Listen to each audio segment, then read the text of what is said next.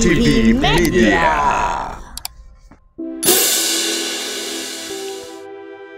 Naam, kutokea mashariki mwa nchi ya Jamhuri ya Demokrasia ya Kongo, hii ni Amani TV Media, kituo bora cha matangazo ambacho kinakuletea habari za ukweli na za uhakika kutoka kote DRC, lakini pia dunia nzima.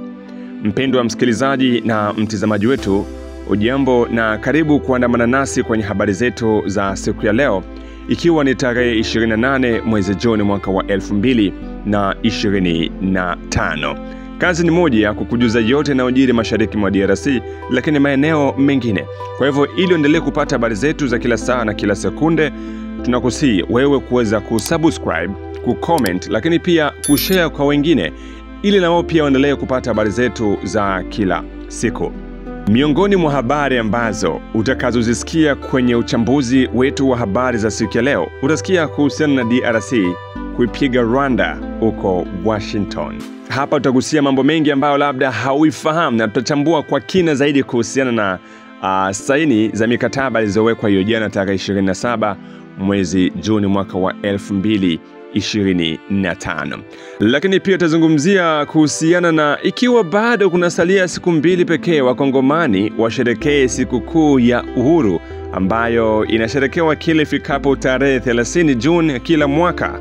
Ujumbe wa pongezi umetolewa kwa wazalendo kwa kazi kubwa wanayoifanya kwa ajili ya kuzuia wahasi wa M23 kusonga mbele na kumiliki maeneo mengi. Na tutakujuza pia kuhusiana na raia wa huko Butembo waandamana Jumamosi hii tarehe 28 Juni mwaka wa 2025 kupinga ujio wa jeshi la Uganda. Kwa hivyo nakusihi wewe kusubscribe ili uendelee kupata habari zetu za kila siku. Na mpendwa msikilizaji, tufungue ukurasa wetu wa habari tukianzia na habari hii ambayo inapamba moto, habari ya furaha kwa Wakongomani, habari ya ushindi kwa taifa la Kongo, habari ya faraja kwa Wakongo ambao wanapatikana mashariki mwa nchi ya Jamhuri ya Demokrasia ya Kongo. Siku iliyokuwa ikisubiriwa na Wakongomani wote ni hiyo jana tarehe 27 mwezi Juni mwaka wa 2025, ambayo kilichopangwa kimetimia kwa 100%. Wakongomani wameanza kusherekea ushindi na kutangaza amani ya kudumu, hususan wale wanaopatikana mashariki mwa nchi hiyo. Hiyo ni baada ya DRC na Rwanda kuweka saini ya makubaliano ya amani huko Washington chini ya mwamvuli wa Umarekani. Makubaliano hayo yalilenga kumaliza mzozo mashariki mwa DRC ambao unagharimu maisha ya maelfu ya watu kupitia uvamizi wa makundi zinazoshikilia silaha kinyume na sheria na yale ambayo yanaungwa mkono na Rwanda. Makubaliano hayo ya amani imewekwa saini na mawaziri wa mambo ya nje wa Kongo na Rwanda, huku wakiongozwa na waziri wa mambo ya nje wa Umarekani Marco Rubio. Upande wa waziri wa mambo ya nje wa DRC, Bi Teresa Kaikwamba Wagner, amesema mkataba huu ni moja kati ya mafanikio makubwa ya amani mashariki mwa DRC na wala hautoishia kwenye makaratasi, bali matendo yataonekana wazi. Hivyo ni jambo la furaha kwa Wakongomani wote. Waziri wa mambo ya nje wa DRC, Bi Teresa Kaikwamba Wagner, msikilize. Affaires étrangères de l'État du Qatar, Son Excellence M. Robert Doucet, ministre des Affaires étrangères de la République du Togo. Désolé, mesdames et messieurs les sénateurs, excellences, distingués invités, et à tous les citoyens congolais qui suivent ce mouvement, où que vous soyez. Il y a 2 mois, dans cette même salle, nous avons signé une déclaration de principe, un premier pas concret pour sortir de l'impasse et tracer la voie vers la paix. Aujourd'hui, ce choix prend forme, et des efforts soutenus portent leurs fruits. Avec cet accord de paix, nous ouvrons un nouveau chapitre qui exige non seulement un engagement, mais aussi le courage de le mener à bien.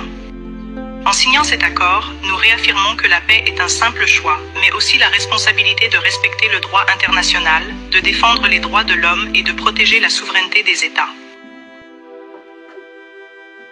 Ceux qui ont le plus souffert regardent. Ils s'attendent à ce que cet accord soit respecté, et nous ne pouvons pas les décevoir. Cet accord s'appuie sur les efforts de nombreuses personnes. Tout d'abord, nous tenons à exprimer notre sincère gratitude à son Excellence le Président Donald J. Trump pour son engagement envers ce processus de paix. Son leadership a permis de maintenir ce processus concentré et orienté vers un objectif, et ce dès le premier jour. Cela a été également caractérisé par la qualité et la détermination de toute l'équipe américaine, illustrée par le soutien essentiel du sénateur Rubio et du docteur Boulos. Nous saluons son Excellence le président Félix-Antoine Tshisekedi Tshilombo pour avoir choisi la voie la plus difficile, une paix enracinée dans les principes et dans la dignité de notre peuple. Nous remercions le président angolais João Lorenzo, facilitateur du processus de Luanda, pour avoir posé les bases essentielles. Nous sommes également reconnaissants à l'État du Qatar et à son Altesse l'Émir, dont le leadership a joué un rôle déterminant dans la convocation de la première rencontre directe entre nos deux chefs d'État en mars, une démarche courageuse qui a jeté les bases du dialogue. Le Qatar a depuis facilité de nouvelles négociations à Doha et est resté un partenaire fidèle et respectueux des principes tout au long de cet effort de paix. L'Union africaine, par l'intermédiaire de son président et du facilitateur désigné, son Excellence Phonia Singbe du Togo, a ancré ce processus dans l'appropriation africaine. Enfin, nous remercions l'équipe de négociation de la RDC et du Rwanda pour leur persévérance et leur dévouement. Ce moment a mis du temps à arriver.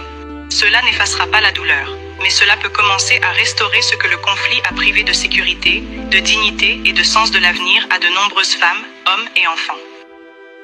Pour la région des Grands Lacs, cela offre une occasion rare de tourner la page, non seulement avec des mots, mais avec un réel changement sur le terrain. Certaines blessures guériront, mais elles ne disparaîtront jamais complètement. Elles peuvent repousser, mais la peau restera toujours fine et fragile. Et au fond, la chair s'en souviendra encore. Parfois, nous nous sentirons engourdis et à d'autres moments, nous ressentirons une douleur soudaine qui nous rappellera ce qui a été perdu à jamais. Les cicatrices que nous portons sur notre corps et dans notre âme nous rappelleront ce qui ne doit jamais être oublié, répété ou accepté. Il y a quelques jours à Kinshasa, une coalition d'organisations de femmes m'a fait part d'un message clair. Nous ne voulons pas d'un pays d'élite. Nous voulons une paix réelle, partager et construire avec nous. Nous ne voulons pas d'une paix façonnée par les élites. Nous voulons une paix réelle, vécue, partagée et construite avec nous et nos concitoyens de l'Est. Cet accord a été signé en pensant à vous. Elle prévoit le désengagement des forces armées, la protection des civils, le retour des personnes déplacées et des réfugiés sous l'autorité du gouvernement et établit un mécanisme de suivi pour assurer le respect de ces engagements. Ce ne sont pas que des mots sur du papier. Il faut maintenant les traduire en actes avec justice, responsabilité et volonté politique. Cet accord de paix est le point de départ et non l'objectif final. Il doit maintenant être suivi par le désengagement, la justice et le retour des familles déplacées et des réfugiés en RDC et au Rwanda. Cependant, aucun texte, aussi soigneusement négocié soit-il, ne peut à lui seul porter le poids de la paix. Je me souviens encore du jour où nous avons signé la déclaration de principe. Un membre de l'équipe américaine a déclaré « Si c'était facile, cela aurait été fait depuis longtemps ». Cela est plus vrai aujourd'hui que jamais. Ce que nous avons signé n'est aussi fort que notre volonté de le mettre en œuvre. Nous, la RDC, lutterons certainement et résolument pour que cet accord soit respecté non pas par nos paroles, mais par nos actes. Aujourd'hui, nous avons choisi la paix. Ce qui compte désormais, c'est de la protéger et de prouver à notre peuple et au monde que même dans une région marquée par de profondes cicatrices, la dignité et la coopération peuvent prévaloir. Alors maintenant, notre travail commence véritablement. Sasa msikilizaji, miongoni mwa mambo yote yaliyowekewa saini, pointi ambalo wakongomani wamelipokea kwa furaha zaidi ni lile la kuondolewa kwa mara moja kwa makundi yanayoshikilia silaha kinyume cha sheria. Hivyo, Rwanda inahitajika kuondoa majeshi yake yote nchini DRC. Huku DRC pia inaombwa kuondoa wahasi wa FDLR ambao Rwanda inakuwa ikisaki Kinshasa mara kwa mara. Swali ni moja, je, M23 itaondoka kweli ikiwa wao wanajiita wakongomani? Hivyo wewe kama mwananchi na mfuatiliaji wa siasa za Kongo, mtazamo wako ni upi kuhusu mkataba hii? Tuandikie hapo kwenye komenti, tutakuja kusoma na kujua kile ambacho nakizungumzia kuhusiana na mikataba hii. Mkataba huu unaonekana kuwa ni ushindi wa DRC baada ya Rwanda kuwa inakwepa kwenda kuweka saini mikataba mbalimbali, huku walianza Afrika, wakaenda kwa Qatar, lakini leo wanaenda kumalizia huko Umarekani. Sasa swali ni moja, waasi wa M23 wao wanajiita kwamba ni wakongomani ambao wanapambania uhuru wao. Je, wataondoka kweli? Kwenye karatasi kwenye mikataba iliyosainiwa kule, M23 haikuwekwa. Yaani hawakuweka saini kusema kwamba M23 iondoke. Bali wamesema ya kwamba Rwanda itoe majeshi wake nchini Jamhuri ya Demokrasia ya Kongo. Itakuwaje sasa iwepo M23 wao wanasema kwamba sisi sio Wanyarwanda bali sisi ni Wakongomani ambao tunapambana kwa ajili ya haki yetu? Je, itakuwaje? Kwa sababu hapa kuna kuja kitu ambacho kinasemekana ya kwamba makundi yote yenye kushikilia silaha. Sasa hivyo Rwanda itaanza kustaki kwamba wazalendo ndo FDLR ambao wanashikilia silaha. Ndo Rwanda itakavyoanza kusema kutaka kwamba wazalendo waweke silaha zao chini. Hii ni moja kati ya njia ambayo Rwanda inataka kuingia. Kwa sababu ukiangalia FDLR, vita mauaji ya kimbali utekelezwa huko Rwanda imeshapita miaka na miaka. Kwa hivyo kile kizazi hawezi ukakiona tena sasa hivi. Lakini mpaka sasa Rwanda endelea kusisitiza kwamba Kongo inaweka FDLR na hivyo waondolewe. Hii ni moja kati ya njia kutaka kusema ya kwamba wazalendo wote waweke silaha chini. Kitu ambacho wazalendo pia nasema ya kwamba hawawezi kuweka silaha chini ikiwa bado waasi wa M23 wapo mashariki mwa DRC. Ni kitu ambacho kwao hakitowezekana. Na wamesisitiza hilo. Wazalendo kuweka silaha chini mpaka pale ambako watakapoona ya kwamba waasi wa M23 wanarejea, wanajiondoa maeneo yote ambayo wanashikilia. Ndio inaweza kapelekea wazalendo labda kufanya nini? Kuweka silaha zao chini. Mpendwa msikilizaji, utuandikie maoni yako ni yapi kuhusiana na mikataba hii, na unahisi ni kipi kitakuja kutokea, kwa sababu kila wanapoweka mikataba unakuta waasi wanaendelea kusonga mbele, wanapuuzilia mbali kile ambacho serikali, kile jitihada ambazo zinafanywa kwa kutafuta amani mashariki mwa DRC. Amani TV Media. Na tukiachana na habari hizo, moja kwa moja tukujuze kuhusiana na ikiwa inasalia siku 2 pekee Wakongomani washerekee sikukuu ya uhuru ambayo inasherekewa kila ifikapo tarehe 30 Juni kila mwaka. Ujumbe wa pongezi umetolewa kwa wazalendo kwa kazi kubwa wanayoifanya kwa kuzuia waasi wa M23. Okfe Yamone Akamengele ni mdadisi wa siasa kutoka mashariki mwa DRC. Ametoa ujumbe wa pongezi kwa wazalendo kwa kazi kubwa wanayoifanya. Hapa namnukuu: pongezi kwa wazalendo walinzi wa taifa. Tarehe 30 mwezi wa 6 ni siku ya kueneza miaka 65 ya uhuru wa nchi yetu Jamhuri ya Demokrasia ya Kongo, na mawazo yetu yanaelekea kwanza kwa wale ambao hata leo wanasimama kwa ujasiri na heshima kubwa sana kutetea nchi yetu. Tunawathamini sana wazalendo wote wanaosimama kiume kufungia njia wavamizi wa M23. Ushujaa wao unalinganishwa na ule wa washujaa wetu wa mwaka wa 1960 ambao walishinda uhuru wetu kwa gharama ya damu yao. Wazalendo wetu, ushujaa wenu unatia taifa nzima moyo. Ndiyo maana umuhimu wenu hautosaulikika kamwe, na shukrani zetu ziwafikie popote mlipo katika siku ya ukumbusho ya uhuru, kama matumaini yetu ya amani na usalama bora. Mungu abariki DRC. Heshima kwa wazalendo, uhuru kwa watu wote. Mwisho wa nukuu. Hayo ni maneno au ujumbe wa mdadisi wa siasa Okfe Yamone Akamengele. Kwa mara ya kwanza amewatumia wazalendo kama pongezi na kuwashukuru kwa kazi kubwa ambayo wanaifanya. Lakini swali ni moja, je, ni lazima wananchi wa Kongo washerekee sikukuu hiyo ya uhuru? Aiza si vizuri kusherekea? Na je, Kongo ina uhuru? Aiza uhuru huo ndo hakuna? Tuandikie yote kwenye komenti.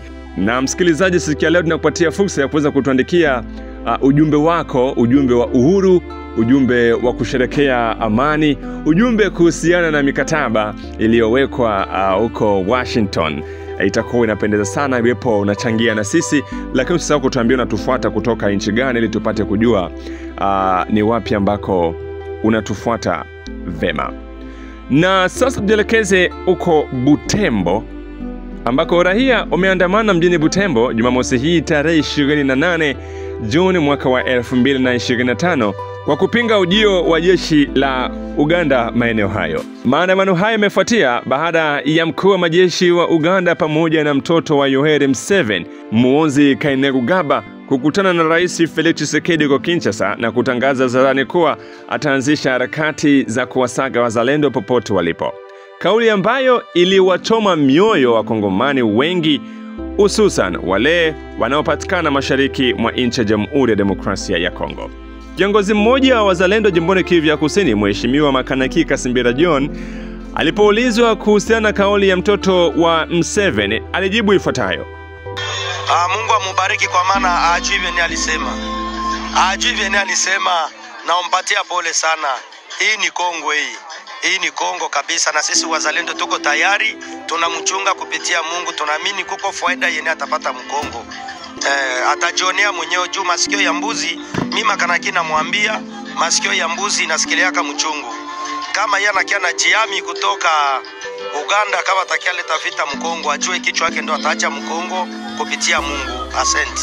Hivyo raia wa Butembo kwa serikali imeamua kufanya maandamano Jumamosi hii kwa ajili ya kupinga ujio wa vikosi vya jeshi la Uganda. Au hapa raia wa Butembo kwa hasira wanatangaza hadharani kile ambacho kipo moyoni mwao. Raia nasimama nasema ange nyoka isikulume. Voilà hapa tuko matokeo ni juu ya kuannoncer que samedi iko journée ville morte mu ville ya Butembo. Juu ya kupinga maamuzi ya President Tshisekedi na kolege wake wa UPDF kusema kwamba watatrake wazalendo, sababu hatuwezi itika koma un étranger ashaka kuwa na tenir ma propose yenye ziko irresponsable muinji yetu, wanaonea meme sie watoto wa muinji. Wangebe kesho samedi hakuna kazi yoyote. Wangebe shongubishi trene mtu asijitume kufika kesho samedi muvile ya Butembo.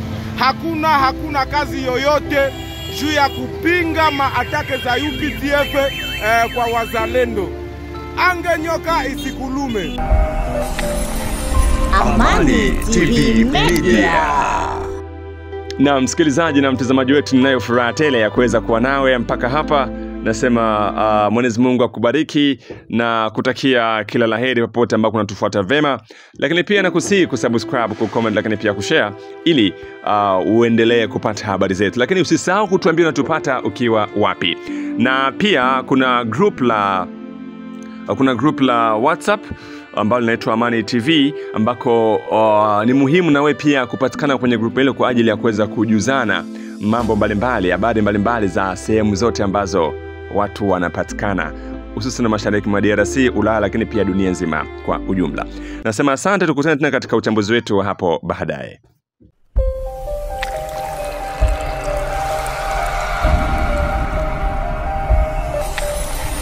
Amani TV Media.